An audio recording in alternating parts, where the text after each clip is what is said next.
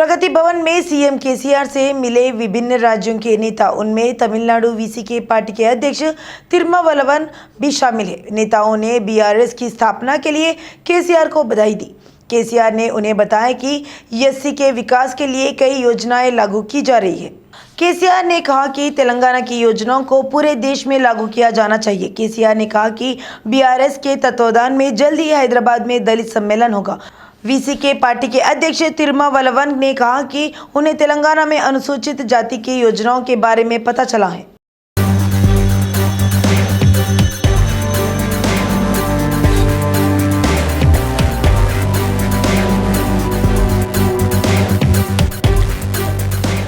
PM Modi ने कहा कि अलाई बलाई से लोगों के बीच संबंध मौजूद होंगे।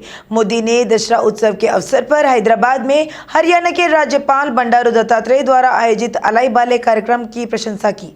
उन्होंने इस संबंध में दत्तात्रेय को एक पत्र लिखा। मोदी ने पत्र में कहा कि त्योहार के मौके पर हर वर्ग के लोगों को एकजुट करने के लिए इस तरह का आयोजन करना बहुत अच्छी बात है। मोदी ने कहा कि भारत में एक परंपरा है जहां हर वर्ग के लोग एक साथ त्योहार मनाते हैं। अलाई बलाई तेलंगाना की संस्कृति में से एक है।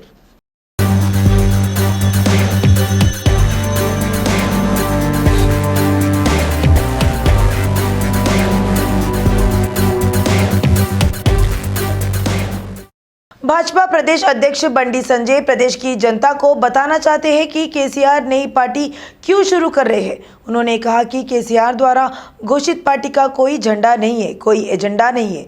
उन्होंने सीएम केसीआर से पूछा कि भारत राष्ट्र समिति का क्या मतलब है। बंडी संजय ने आलोचना की कि केसीआर ने केटीआर को सीएम बनाने के लिए एक नई पार्टी शुरू की। अगर केसीआर में तेलंगाना में बीआरएस के नाम पर चुनाव में उतरने की हिम्मत है तो उन्हें एक चुनौती दी है। कांग्रेस के वरिष्ठ नेता वीएच हनुमंतराव ने कहा कि केसीआर के इस बयान में कोई सच्चाई नहीं है कि बीआरएस का गठन बीजेपी से लड़ने के लिए किया गया था। उन्होंने इस बात की आलोचना की कि केसीआर ने बीजेपी के साथ छल करने के लिए बीआरएस का गठन किया। वीएच ने कहा कि यह हास्यास्पद है कि पार्टी के नेता प्रचार कर रहे हैं कि देश केसीआर को बुला रहा है। उन्होंने सवाल किया कि केसीआर पर कौन विश्वास करेगा जिन्होंने राज्य में कुछ नहीं किया और देश में कुछ किया। भाजपा नेता विजयशांति ने तेलंगाना के मुख्यमंत्री केसीआर की आलोचना की। विजयशांति ने कहा कि सत्तारूढ़ टीआरएस पार्टी के नाम से तेलंगाना हटाकर पार्टी प्रमुख और सीएम केसीआर ने यह स्पष्ट कर दिया है कि उनका अब तेलंगाना से कोई लेना देना नहीं है। केसीआर ने अकेले ही अपनी पार्टी के नाम से तेलंगाना हटा दिया और खुद को तेलंगाना का असली गद्दार साबित कर दिया। तेलंगाना कांग्रेस नेता गीता रेड्डी और गली अनिल कुमार नेशनल हेराल्ड मामले में ईडी के सामने पेश हुए। अधिकारियों ने दोनों से अलग अलग पूछताछ की। गीता रेड्डी से 3 घंटे और गली अनिल कुमार से 5 घंटे तक पूछताछ की गई। अधिकारियों ने यंग इंडिया लिमिटेड के दान के विवरण के बारे में पूछताछ की। गीता रेड्डी ने कहा कि वह दान के संबंध में ईडी के नोटिस के मद्देनजर जांच में शामिल हुई। उन्होंने कहा कि उनकी जांच आज खत्म हो गई और अधिकारियों ने उन्हें दोबारा आने के लिए नहीं बुलाया। गीता रेड्डी ने स्पष्ट किया कि अधिकारियों ने डोनेशन को लेकर कई सवाल पूछे। वहीं गली अनिल कुमार ने कहा कि उन्होंने ईडी के अधिकारियों का पूरा सहयोग किया। उन्होंने कहा कि कई दस्तावेजों पर हस्ताक्षर करने वाले अधिकारियों ने कहा कि उन्हें एक और जांच के लिए बुलाया जाएगा। हैदराबाद के नामपल्ली प्रदर्शनी मैदान में अलाई बलाई समारोह भव्यता के साथ आयोजित किया गया। कार्यक्रम का संचालन हरियाणा के राज्यपाल बंडारू दत्तात्रेय की पुत्री विजयलक्ष्मी ने किया, जबकि बंडारू दत्तात्रेय ने ढोल बजाकर कार्यक्रम की शुरुआत की। महाराष्ट्र के पूर्व राज्यपाल विद्यासागर राव, वरिष्ठ कांग्रेस नेता वी हनुमंतराव और पूर्व एमएलसी रामचंद्र राव मौजूद थे। मेगा स्टार चिरंजीवी ने ढोल पीटकर कार्यक्रम में उत्साहपूर्वक भाग लिया।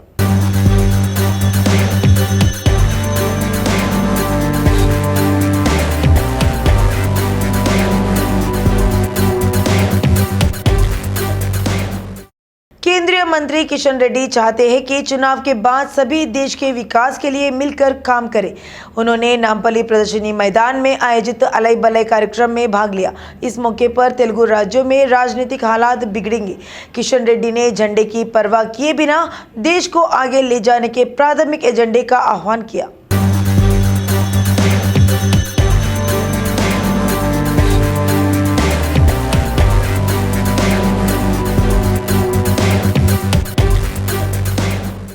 फिल्म अभिनेता चिरंजीवी ने कहा कि तेलंगाना की संस्कृति अलई बलई का हिस्सा है। उन्होंने अलई बलई कार्यक्रम में भाग लिया। चिरंजीवी ने दत्तात्रेय की प्रशंसा उस व्यक्ति के रूप में की जिसने अलई बलई को लोकप्रिय बनाया। आमतौर पर शैक्षिक, चिकित्सा और वैज्ञानिक कार्यक्रम होते हैं, लेकिन अलई बलई कार्यक्रम एक चमत्कार है जो प्यार और भाईचारे को फैलाता है।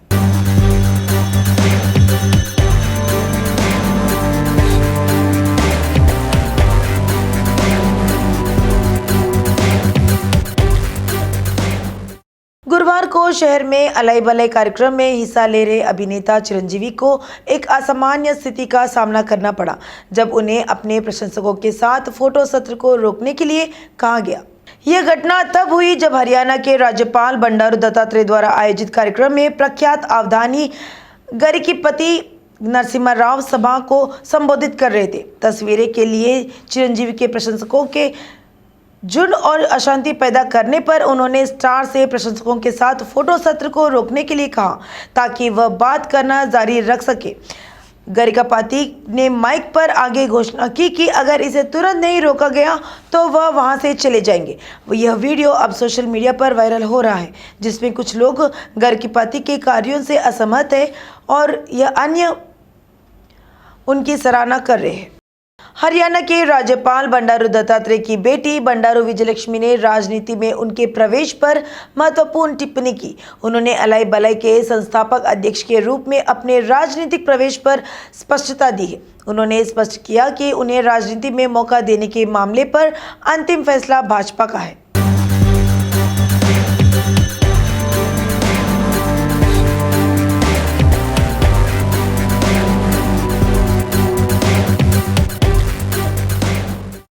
दिल्ली में केंद्रीय चुनाव आयोग से मिली टीआरएस की टीम योजना आयोग के उपाध्यक्ष बोयनपल्ली विनोद कुमार, पार्टी महासचिव एमएलसी एम श्रीनिवास रेड्डी ने केंद्रीय चुनाव आयोग के अधिकारियों से मुलाकात की। टीआरएस पार्टी के बीआरएस के रूप में संकल्प की एक प्रति केंद्रीय चुनाव आयोग के अधिकारियों को सौंपी गई। बैठक में टीआरएस द्वारा पारित प्रस्ताव की एक प्रति सौंपी, जिसका नाम बदलकर बीआरएस कर दिया गया। विनोद ने टीआरएस अध्यक्ष और मुख्यमंत्री के चंद्रशेखर राव द्वारा लिखित एक पत्र भी सौंपा, जिसमें नाम बदलने के लिए चुनाव आयोग की मंजूरी मांगी गई। आधिकारिक सूत्रों ने कहा कि चुनाव आयोग के अधिकारियों ने विनोद को सूचित किया कि बीआरएस अध्यक्ष वाले दिन 3 दलों को चुनाव आयोग के साथ पंजीकृत किया गया था और चुनाव आयोग को टीआरएस द्वारा प्रस्तुत आवेदन की जांच और अनुमोदन के लिए समय चाहिए। दिल्ली में ईसीआई कार्यालय के बाहर मीडिया कर्मियों से बात करते हुए विनोद ने कहा, हमने टीआरएस संकल्प प्रति और चुनाव आयोग को पत्र लिखा है जिसमें टीआरएस से बीआरएस में नाम बदलने की मांग की गई है। चुनाव आयोग के अधिकारियों ने हमें बताया कि उन्हें आवेदन की जांच करनी होगी और कुछ का पालन करना होगा। नाम परिवर्तन के लिए मंजूरी देने से पहले कानूनी प्रक्रिया जिसमें कुछ समय लगेगा। हैदराबाद के जुड़वा जलाशय को पर्यटकों को बढ़ावा मिलने वाला है। एचएमडीए जो शहर के उपनगरों में पर्यटन पर केंद्रित है, कुछ नए पार्क और खुले सभागार का निर्माण कर रहा है। उस्मान सागर गंडीपेट में एक सुंदर बगीचा स्थापित कर रहे हैं। सभी काम पहले ही पूरे हो चुके हैं और जल्द ही उपलब्ध होंगे। यह मनोरंजन के लिए आने वालों को समायोजित करने के लिए बनाया गया था।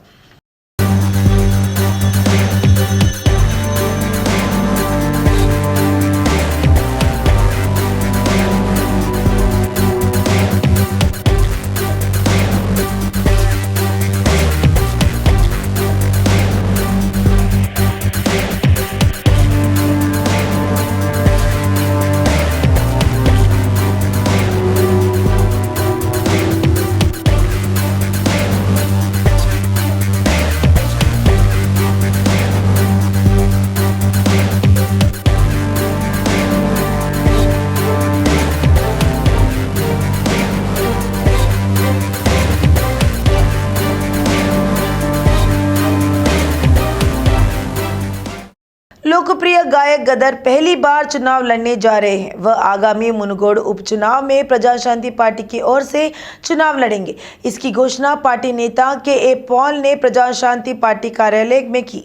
गदर ने कहा कि वह उपचुनाव में संविधान की रक्षा के लिए लड़ रहे हैं। उन्होंने कहा कि यह विश्व शांति के लिए काम कर रहे पॉल के साथ काम करने के इरादे से उपचुनाव लड़ रहे। उन्होंने कहा कि वह लोगों के आशीर्वाद के लिए कल से अभियान की शुरुआत करेंगे। मुनगोड़ उपचुनाव का मतदान 3 नवंबर को होगा और मतगणना 6 नवंबर को होगी। देवी दुर्गा के विसर्जन के दौरान विघ्न आया। राजेंद्र नगर में हिमायत सागर तालाब में गिरने से श्रीकांत नाम के युवक की मौत हो गई। युवक दुर्घटनावश तालाब में गिर गया। युवक को बचाने का हर संभव प्रयास किया गया, लेकिन यह प्रयास विफल रहा। सूचना मिलते ही पुलिस सागर पहुंच गई। यार्ड तैराकों की मदद से शव को बरामद किया गया। श्रीकांत के परिवार वालों को जब इस बात की जानकारी मिली तो शोक में डूब गए। सीमा शुल्क अधिकारियों ने शमशाबाद एयरपोर्ट पर चेकिंग के दौरान भारी मात्रा में सोना जब्त किया। अधिकारियों ने 2 यात्रियों के पास से 68,44,000 कीमत का 1306 ग्राम सोना जब्त किया। बैंकॉक से एक भारतीय यात्री के पास से 865.6 ग्राम सोना और एक अन्य महिला यात्री के पास से 435 ग्राम सोना जब्त किया गया। सीमा शुल्क अधिकारियों ने पाया कि अंडरवेयर में छिपाकर पेस्ट के रूप में सोने की तस्करी की जा रही थी। एक अन्य व्यक्ति से 6,90,000 मूल्य की 69,000 विदेशी सिगरेट जब्त की गई और जांच जारी है। रंगारेड्डी जिले के राजेंद्र नगर स्थित सोदम्मा मंदिर में चोरों ने जमकर उत्पात मचाया। वे मंदिर में घुस गए और हुंडी को तोड़ने का असफल प्रयास किया। हुंडी के ना टूटने पर वे बगल के 2 किराना स्टोर से सामान चुराकर भाग गए। लूट का दृश्य सीसीटीवी में रिकॉर्ड हो गया। इन्हीं दृश्यों के आधार पर पुलिस ने चोरों को पकड़ने के लिए कदम उठाया। ग्रेटर हैदराबाद में भारी बारिश रिकॉर्ड की जा रही है। सबसे ज्यादा 4.5 सेंटीमीटर बारिश हुई।